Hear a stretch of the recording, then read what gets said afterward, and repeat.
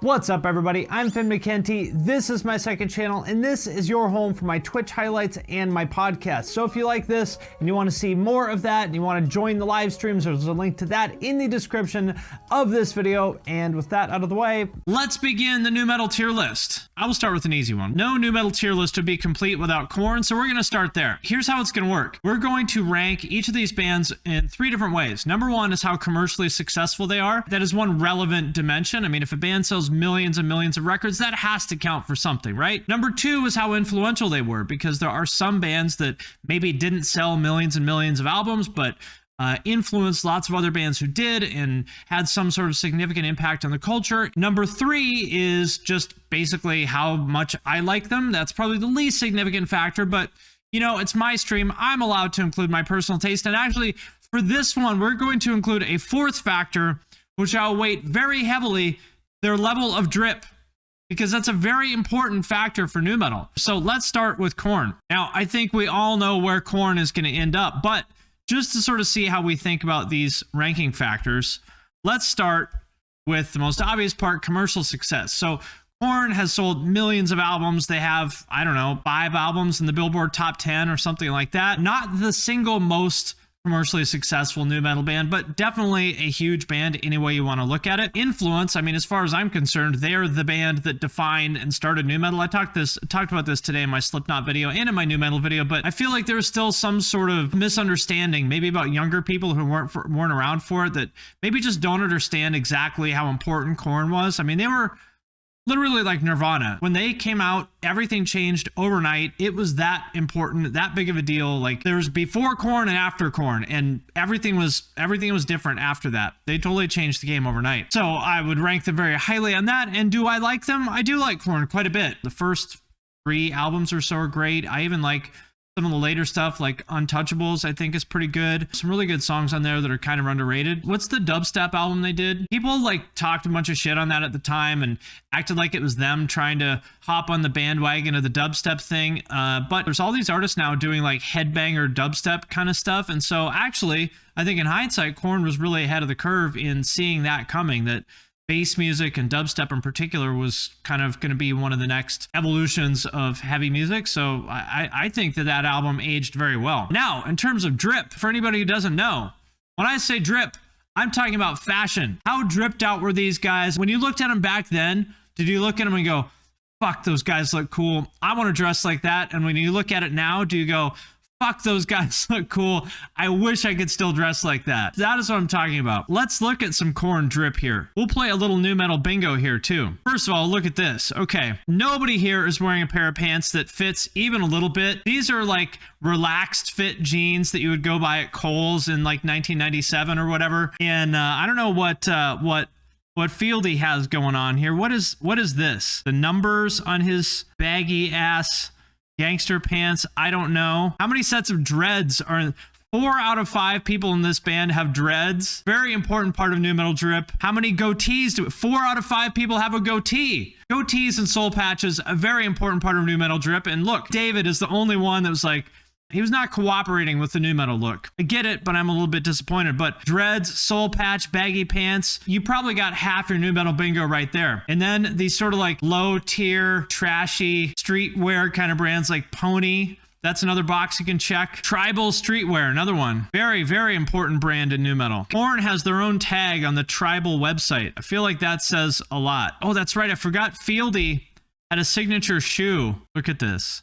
Did anybody ever get a pair of the P.O.D shoes? I feel like if you were to hang out at bus stops long enough, especially if they were near like a methadone clinic or a plasma donation center or anything like that, you would find somebody wearing a pair of the P.O.D shoes at the bus stop, like maybe nodding out or, you know, asking you for a cigarette or something like that, probably still listening to a Discman in 2021. That's where I feel like you would find the P.O.D signature shoe by Tribal. Jerseys, that's another very, very important part of nu metal fashion. Wallet chains, cargo shorts. So we're checking all the boxes here. I mean, obviously the Adidas tracksuit. We can't talk about Korn without talking about Jonathan's Adidas tracksuits, like this purple sequin one. Look at these dreads here with like beads in them. Those are some high-level nu metal braids. I think it's obvious where Korn fits on this list. Their music is great, very successful, super influential, and their drip is untouchable. So clearly, anybody who says that Korn belongs anywhere other than on S tier is high. What's next? I want to have a good mix of some popular ones that everyone knows, so we check all the boxes, but I also want to get into the deep cuts, the really obscure shit. Soulfly is a good one. Does everybody know who Soulfly is? If you don't, let me tell you who they are. Soulfly is Max from Sepultura's band after he quit Sepultura. I remember liking this song okay. My favorite part about Soulfly is that the guitarist, Roy, I think, who was also in Shelter and some other bands, would play shirtless with a backpack on. That's very high-level nu metal drip.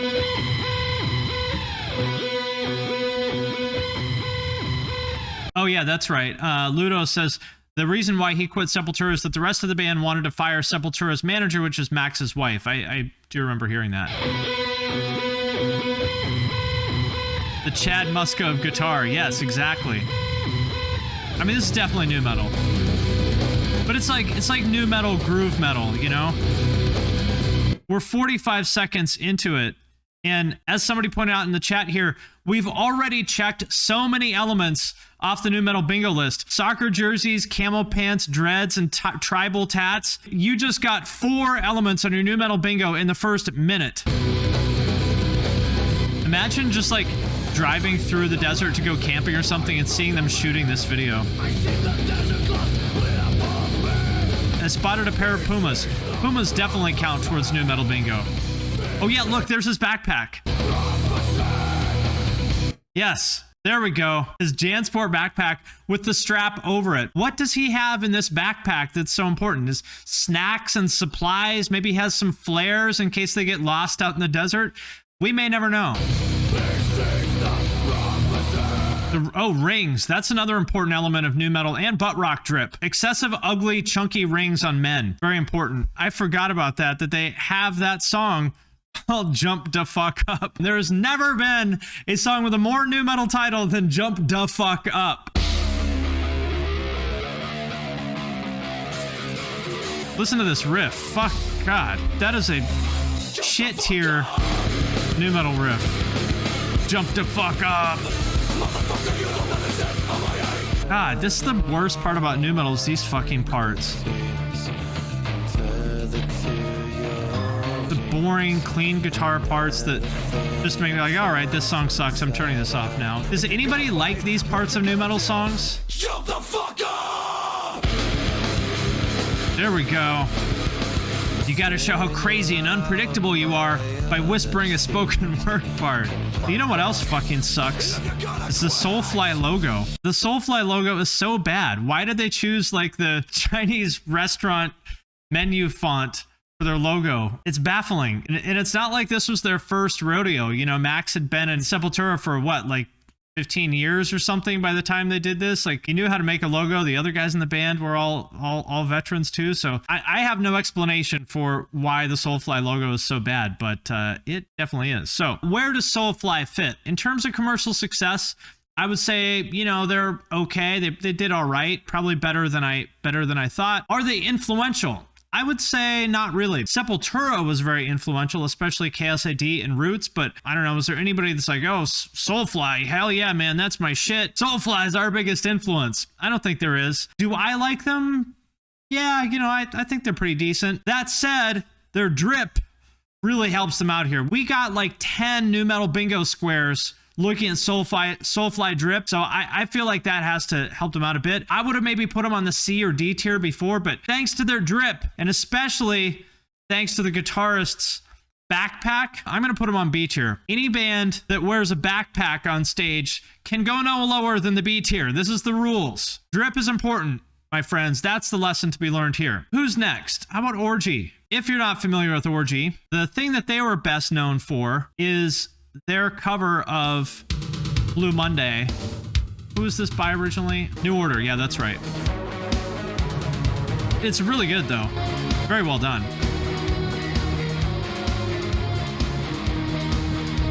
Let's play nu metal bingo before we get any further. Just in this one frame alone, I feel like we're going to check a lot of boxes. We've got an Ibanez Universe. I feel like that's a staple of nu metal. Back then, I think these are like the only 7-string guitars you could get. This is from like, what, 99 maybe? The bassist with shitty little short dreads. We've got this guitarist like bent over playing a shitty single note bounce riff.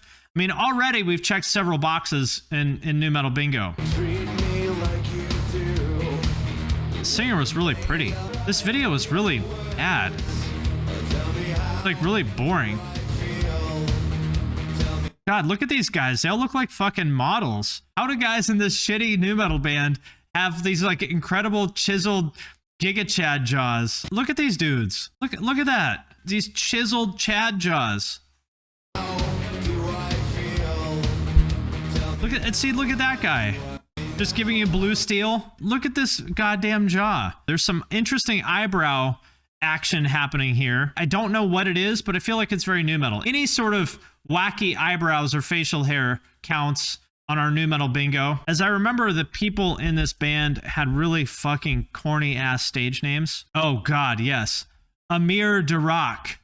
Like, I'm here to rock, but Amir Durak. Ugh.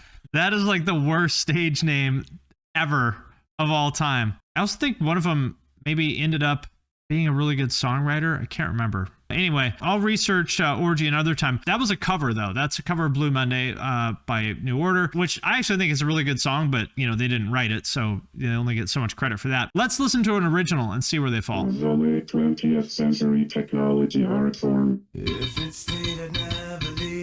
He looks like Andy Dick. He does. Again, look at the goddamn jaws and the eyebrows. Like, this is some high tier drip. It's not your classic nu metal drip. It's its own version, but you know, the frosty purple lipstick, the dude looks like an e-girl from 2021, and you got to give him some props for that. Fuck. Look at that shit. This is like Karen meets Edward Scissorhands. You can't fuck with that.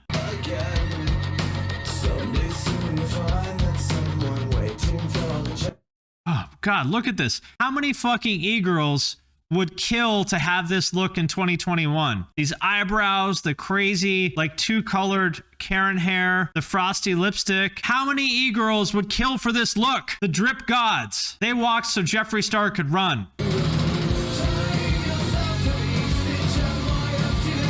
They all look really tall. This song, I actually do think this band is good, non-ironically. Like, not the best band in the world, but they're good. Here's another. All very futuristic, isn't it? Where did they get the budget for these videos? Ooh, and look at that. I cannot get over their goddamn jaws. Do you guys know what Giga Chad is? I cannot get over how everyone in this band has like this Giga Chad jaw. They're like the androgynous industrial nu metal Giga Chads, and I'm gonna say it, I'm jealous. I have an okay jaw, but nothing like these guys. I mean, look at that shit. I'm jealous at how pretty they are. Nu metal Ubermensch. Like, these are expensive videos, and they have like 5 of them. Well, I think we've spent enough time on Orgy. Where does Orgy go? Commercial success, they did all right. Influence, I would say, is probably 0. Like, is anybody influenced by Orgy? If they are, I want to meet this band because that's kind of an accomplishment. How much do I like them? You know, I actually think they're pretty good. Not amazing, but pretty good. I would say the drip factor is real, but not off the charts. So I'm gonna go with C or D tier. What do you think? C? Yeah, they don't suck. We'll put them on the C tier. That's the right place for Orgy. So next up, we've got Coal Chamber. They were the next notch down from Korn and Limp Bizkit and System of a Down and all that. This is their big song. I mean, the drip is off the fucking charts, and I made fun of them quite a bit in my nu metal fashion video. And then Meeks, the guitarist, followed me on Instagram, and I was like, oh shit, is he gonna be mad at me because I made fun of his eyebrow piercings and stuff? But he had a good sense of humor about it, so that was cool. I'm always happy when people can laugh at jokes. Bass tone is great. This video is, God, I mean, okay, so we've got a white person with cornrows.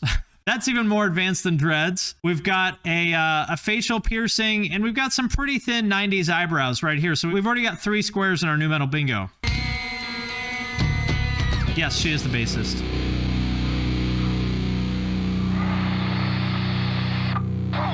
I mean, look at the candy here. You guys know what candy is? Like candy ravers? This is a candy raver.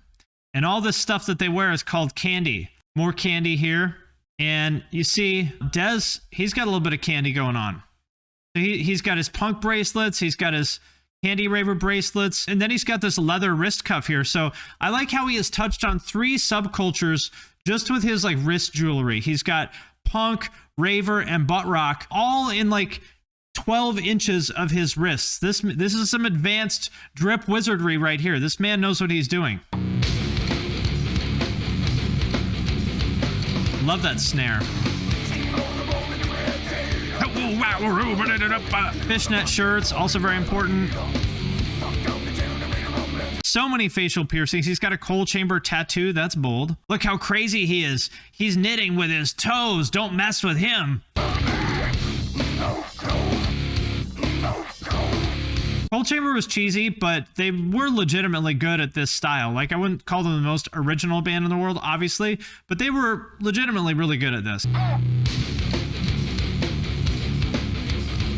Where do we think Coal Chamber belongs? So commercially, I think they did very well. Not as good as, you know, Korn and Limp Bizkit and stuff and Linkin Park, obviously, but I think they did do well. Are they influential? I would say not really. Again, I don't know that anybody is like, oh yeah, Coal Chamber, that's our number one influence, because they didn't really do anything that other bands didn't do, you know, earlier and better. Do I like them? They're okay. Not bad. I think they're good at what they did, but they're just not original enough for me to choose to listen to it. But their drip definitely gives them a little bit of an advantage here. We've got to bump them up a notch for their drip. So I would say Coal Chamber belongs on the A tier for those reasons. I think B tier would be fair too. You wouldn't be wrong to put them on the B tier, but I'm going to go with A. Kittie, that's a good one. Does everyone know who Kittie is? Kittie was branded as like the first girl nu metal band. I don't like referring to people as like female fronted or, you know, a girl band or anything like that. So I'm not into that stuff, but that is what they were sort of known as. It was noticeable because nu metal was such a sausage fest. Other than Raina from Coal Chamber, I can't really think of any other bands with girls in it. And Kittie, like, honestly, they were pretty good. I mean, God, look, I'm trying to find the words here because, as I've talked about before, I'm speechless at the drip. I'm speechless at how Kittie truly laid the foundation for e-girls. Look at this shit. It's got the eyebrow piercing, got this spiked collar, or as some call it, a thought collar, the red hair, this like smoky makeup, and the bright red lipstick. If you were into this kind of girl back in the day, it does not get any better than her. But honestly, they were good. Like, this song is good. It sounds like Soulfly. The clean vocals, maybe not the best. And look at this. This girl's got a nose ring and an eyebrow piercing and the Karen hair. We're checking so many boxes. If you don't have nu metal bingo by now, I don't know what to tell you. I feel like you just haven't been paying attention. But this is why we don't need these clean parts in nu metal songs, because nobody likes this part. We like the heavy part. Just leave out the cringy clean part. Yeah, they basically look like nu metal Spice Girls.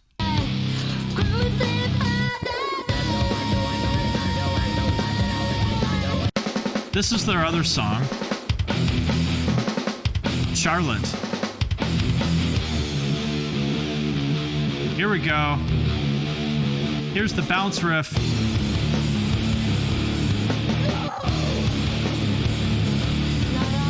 I must also point out, they now are just a straight up metal band, and they're actually really good.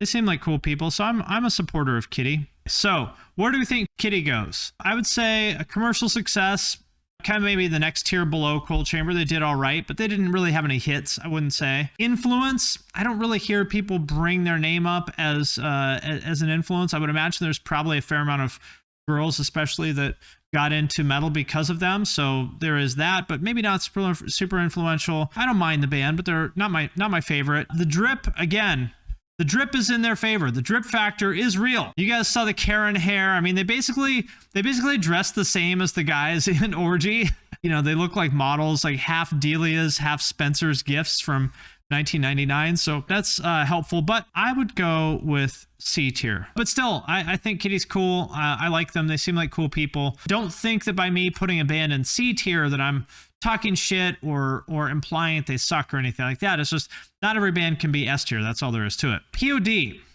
Let's talk about P.O.D. How many of you watched my my interview with Sonny a couple weeks ago? I really liked that one. That was one of my favorite interviews that I've ever done. If you haven't watched it, I would suggest that you do. I really liked it. They were the Christian nu metal band, although as Sonny and I talked about on the podcast, they never really defined themselves as a Christian band in the way that a lot of other Christian bands do, but still, that's what they were. I thought they were very good. Like when Southtown came out, I was into it. Southtown, the song, is what I think initially got them on the map, but Alive is the one that took them to the next level. And a hi-hat is so loud. When we got to play Nu Metal Bingo, we should add a PRS guitar to that list. That's one thing. PRS played through a Mesa Boogie. Dreads, not white, but still. Dreads on anybody count for Nu Metal Bingo. If they're on a white person, you just get an extra point for it.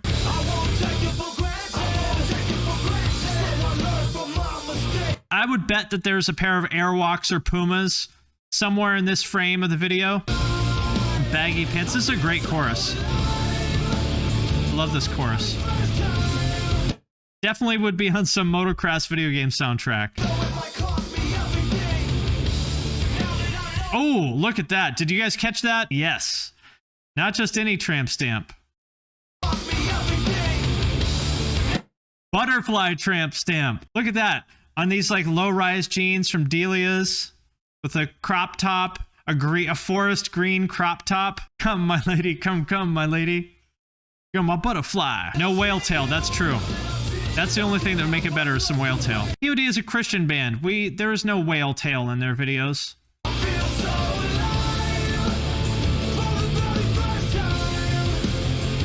Where do we think that P.O.D. belongs? One thing that I think people are not aware of is how popular P.O.D. was in the early 2000s. They were fucking big. Like that song and Youth of the Nation and Boom. They would play these at like 6th grade graduations and high school basketball games and shit. They were all over MTV. That band was big. You know, they still are, but back then, that was their commercial peak. It was fucking satellite. That shit was fucking everywhere. So I would say as far as commercial success goes, very high influence.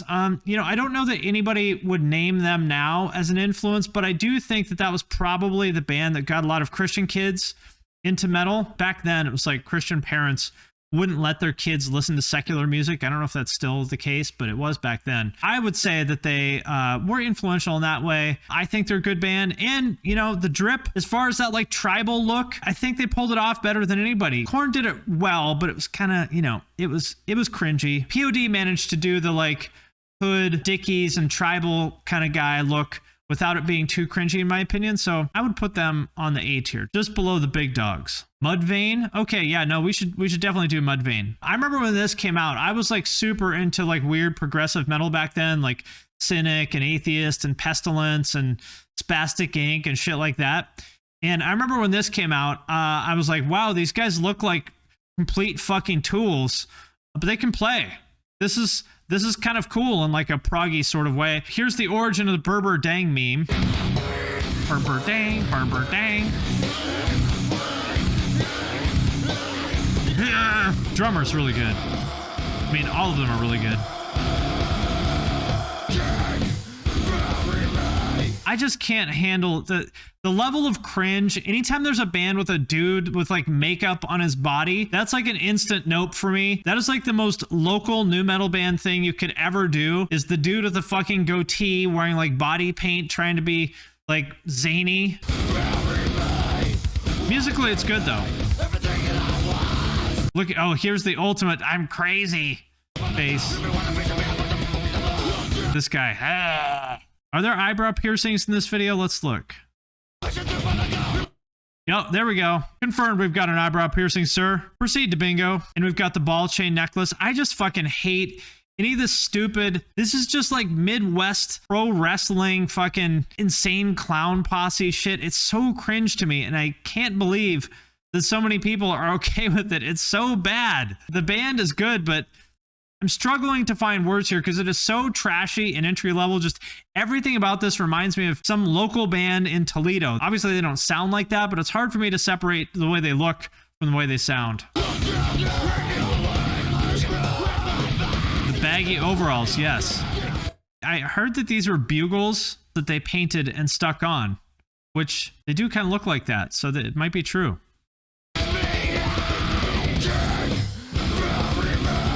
I think this shit is cringe, but I can understand why 12-year-olds who were from Toledo or whatever and drank too much Mountain Dew and stuff thought this shit was cool back then. Musically, it's very good. What I don't really understand is this song fucking sucks.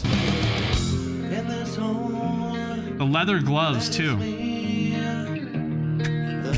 Is the plastic film still on the guitarist's pickups? We need to find out.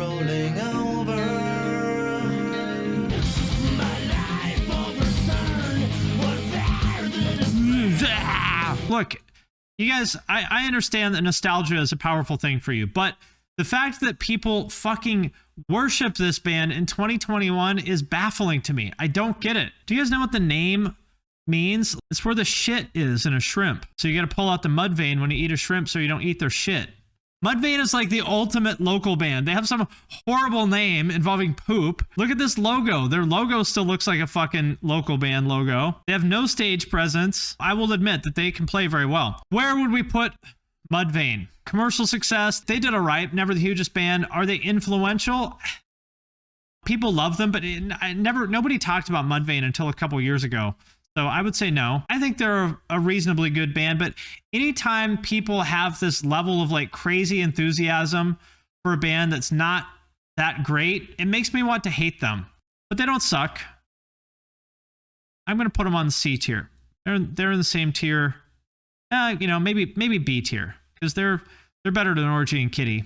We'll put them on par with Soulfly. No drip either. They have the drip of a Toledo band that I would have seen in 1997 opening for some death metal band to 4 people. Taproot, let's do that. We got to get some shit tier bands in here.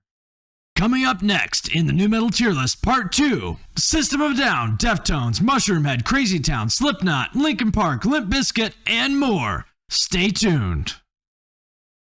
Coming up on the side stage, we've got Amber. Everybody put your hands together for Amber on the side stage. Coming up on the main stage, we've got Jasmine. Everybody, put your hands together for these lovely ladies. And remember, everybody, front rows for pussy lovers only. I heard a strip club DJ say that once, and I think I was sitting in the second row, and I was like, okay, good. I'm not sure if I'm ready for all the pressure of declaring myself a pussy lover. That sounds like more than I'm ready for right now. So I'm just going to stay here in the second row. I'm good where I'm at.